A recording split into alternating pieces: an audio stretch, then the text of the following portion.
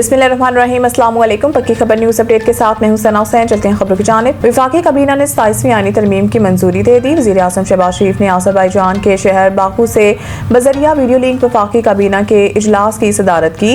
वफाकी काबीना के इजलास में वज़ीर दिफा ख्वाजा आसिफ मुसद्दिक मलिक, राना सनाउल्लाह, रियास हुसैन पीरजादा, ओन चौधरी, शिजा मनसब और कैसर अहमद शेख शरीक थे। इसके अलावा वज़ीर कानून और अटारनी जनरल मंसूर उस्मान अवान भी वफाकी काबीना के इजलास में शरीक हुए।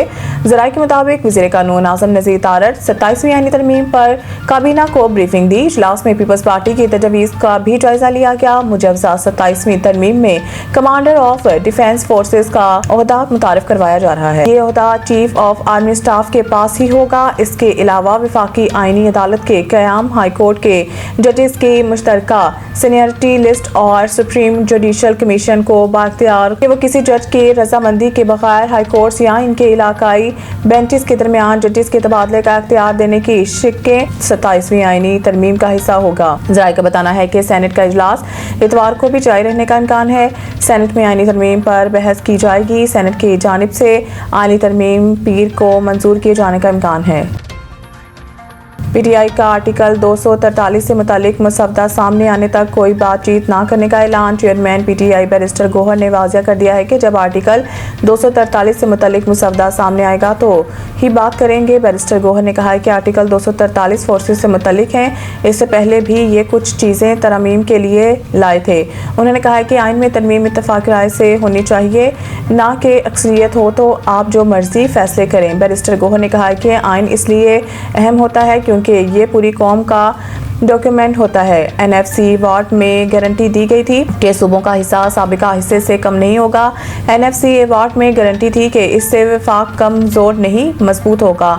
इधर पीटीआई के असद कैसर का कहना था कि हुकूमत जो भी तरमीम या बिल लेकर आएगी, तहरीक इंसाफ इसको मुस्तरद कर देगी। इस पार्लियामेंट के पास कोई इख्तियार ही नहीं कि कोई कानून साजी कर सके।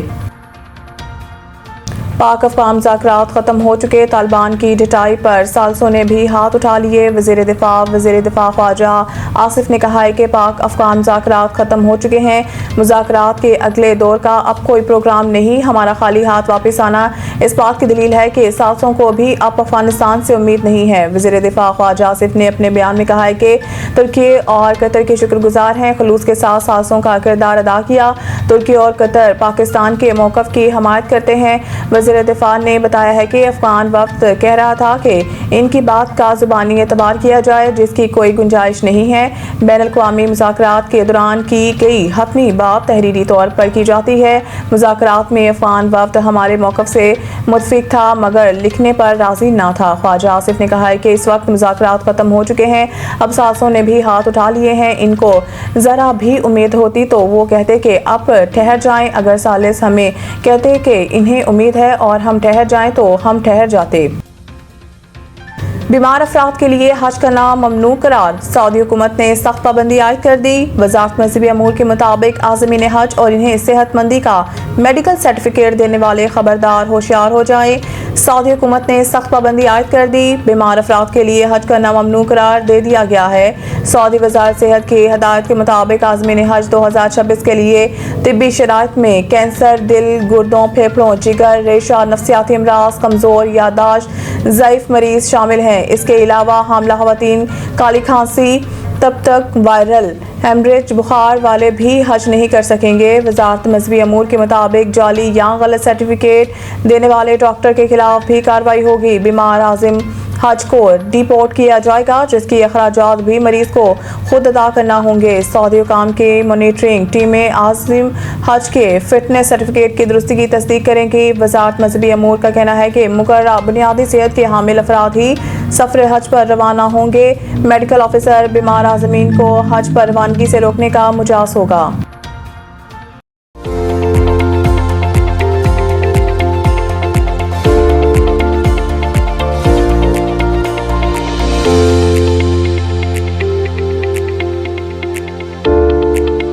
बलोचिस्तान के मुख्तलिफ अजला में ज़लज़ले के झटके, शिद्दत 5 रिकॉर्ड। बलोचिस्तान के मुख्तलिफ अजला में रात के ज़लज़ले के झटके महसूस किए गए, जिनकी शिद्दत ज़लज़ला पैमा मरकज़ के मुताबिक रेक्टर स्केल पर 5.0 रिकॉर्ड की गई। जल्जला पैमा मरकज के मुताबिक जल्जला रात 2:45 पर आया, जिसके झटके ज़ियारत हरनाई, जरदालू, खोसट, शाहरग, मुस्लिम बाग, खानुजई, कान मेहतजई, रोद मलाजई और सरखाब समेत कई इलाकों में महसूस किए गए। इसके अलावा सूबाई दारकूमत कोयटा के बाद इलाकों में भी हल्के झटके महसूस किए गए। ताहम ज़ल्ज़ले के बायस किसी जानी या माली नुकसान की इत्तला मसूल नहीं हुई।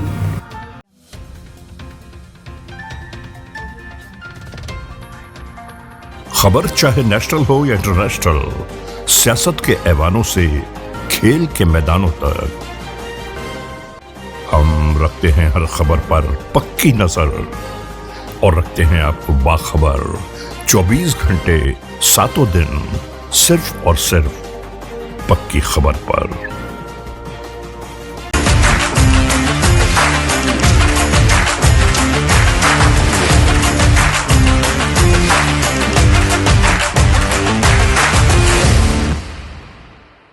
श्रीलंका का दौरा पाकिस्तान के लिए वनडे और T20 स्क्वाड्स का ऐलान। श्रीलंका क्रिकेट ने दौरा पाकिस्तान के लिए स्क्वाड का ऐलान किया है, जिसमें पाकिस्तान के साथ 2 तरफा वनडे सीरीज के अलावा पाकिस्तान और जिम्बाब्वे के खिलाफ अफ्रीकी T20 सीरीज भी शामिल हैं। श्रीलंका की वनडे और T20 टीम की क़यादत जॉर्ज श्रीलंका करेंगे।